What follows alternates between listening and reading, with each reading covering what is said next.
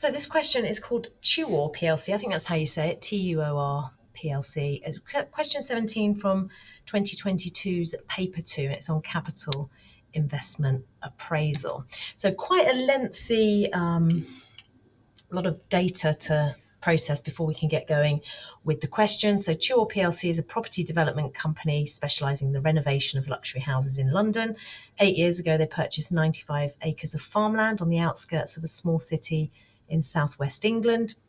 The land cost £15 million and a further £500,000 was spent on site clearance before they submitted a planning application for 1,600 houses. There were many objections to the planning application from the local community. Many of the locals were either not in work or in minimum wage jobs, and they feared that the development would result in people moving in from out of the area or that houses would be bought by landlords. It was argued that the local hospital and schools, the local infrastructure, would not cope with such a large increase in population. So due to the objections, the planning application was rejected. But the council has suggested. So due to the objections, the planning application was rejected. However, the council has stated that it will approve one of the following alternative developments. So development A is to build a county stadium to be used as the home ground for the city's non-league football club, the county's rugby team and the local college. It's also going to be used as a conference and music venue. Tuor PLC will operate the stadium and they hope to employ up to 160 part-time staff. Development B is a large out-of-town shopping complex with a smaller development of 150 executive houses that are going to cost £900,000. The shopping complex will be the largest enclosed shopping area in southwest England. The city centre, which can be reached by a park and ride scheme, has a mix of small independent shops and traditional high street shops. Okay, the finance director of Tuor PLC, who also happens to be a non-executive director of the city's football club, has provided the following information there. So you can see the initial outlay, excluding the land which has already been bought. It's a sunk cost. Development A is going to cost 16 million. Development B, 60 million. Net present value, 824,000 and 3.6 million respectively. Life of the project, 35 years for A, 20 years for B, and the payback period, 20 years for A, 12 years for B. And this cost has been based on similar developments in London. The net present value was calculated using a discount rate of 12%, which is used for current operations. And we've got to evaluate the two developments and advise the directors which one should be selected. Consider both the financial and non-financial factors for 25 marks.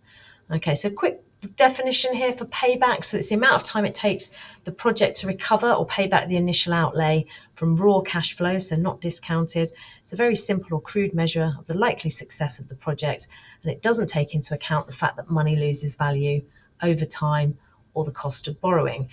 Cash flows beyond the payback period are ignored, and it concentrates on early cash flows, which are easier to predict and should be more accurate than those that arise later in the life of the project.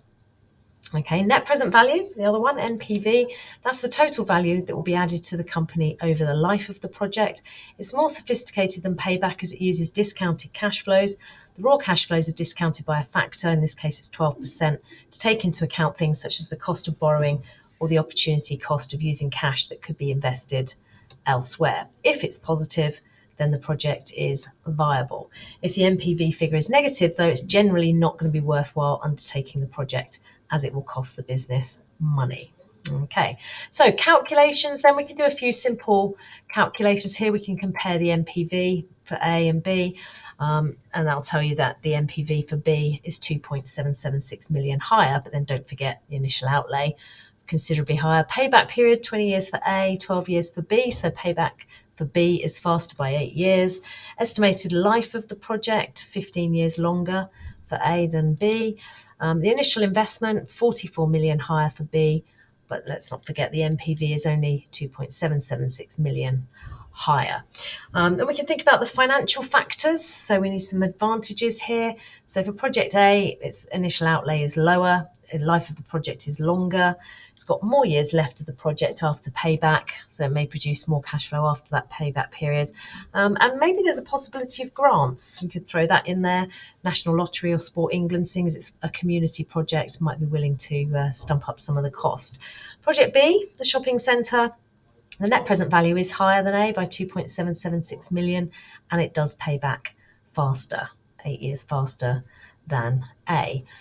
Disadvantages for both then. Project A does take 20 years to pay back, which is quite a long time. NPV is very low. It's only 800 and odd thousand, even after 20 years. Project B has got a very high initial outlay and its NPV is relatively low, although it's considerably higher than A. When we compare it to the initial outlay, it is pretty low. Some financial factors that are common to both projects. So you need to think about whether the correct discount factor, 12%, has been applied. So take into account what's happening with interest rates, so the cost of borrowing, as I said, the opportunity cost of pulling the money out of other investments, that kind of thing. Just a word about the cost of borrowing. If you're thinking about raising money via shareholders, then perhaps dividends, how much you're going to pay out in dividends might need to be taken into account. So Tuor PLC should conduct sensitivity analysis. That's where you just recalculate the figures using a range of rates to see what the outcome would be if your interest rates, for example, rise or maybe reduce, who knows. The accuracy of the cash flows probably needs to be called into question. 20 to 35 years is a really long way in the future, so how accurate are those likely to be? How reliable is the data that's been used in the calculations? So the figures for both projects have been provided by the FD, who is a non-exec director of the football club, which is clearly going to benefit from Project A. So is there a potential conflict of interest there? Is his objectivity compromised? Could be some self-interest going on, advocacy threat, a bit of professional ethics potentially creeping in here, I think. Non-financial factors that are common to both projects. So the geographical location. How is a company based in London going to manage a project in the southwest of England? Quite a distance. Project A is going to be good for the community and for brand reputation. It is going to create 160 new jobs, albeit part-time ones, which probably aren't what the area could really do with at the moment, by the sounds of it. The company doesn't have experience in this field. For Project B, the impact on the city centre could be positive or negative.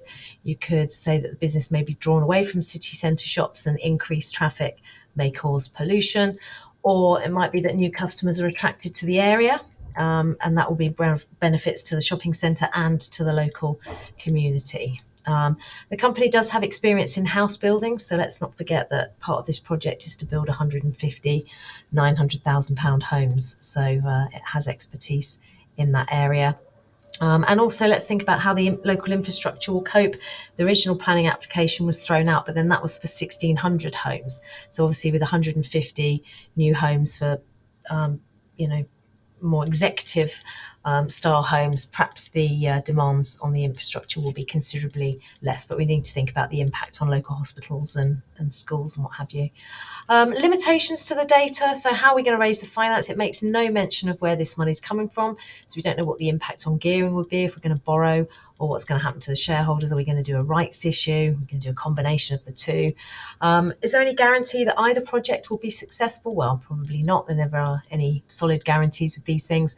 But have we done market research regarding the shopping needs of Southwest England, and how up to date is that? Because after COVID, I think our shopping habits have probably changed a bit as a nation, and a lot of retailers are concentrating more on their online business. So an example there, it's been in the press recently, is John Lewis. How sustainable is it to keep having these lovely flagship stores and shopping centres? Is it realistic to base forecasts on London costs where the wages are much higher? And what are the longer term development plans for Project B? Are we going to lease it to a retail management company? Or are we going to manage the running of that complex in-house? How many jobs will be created? It said that 160 part-time jobs would be created by A, but it didn't make any mention of the likely number of jobs for Project B.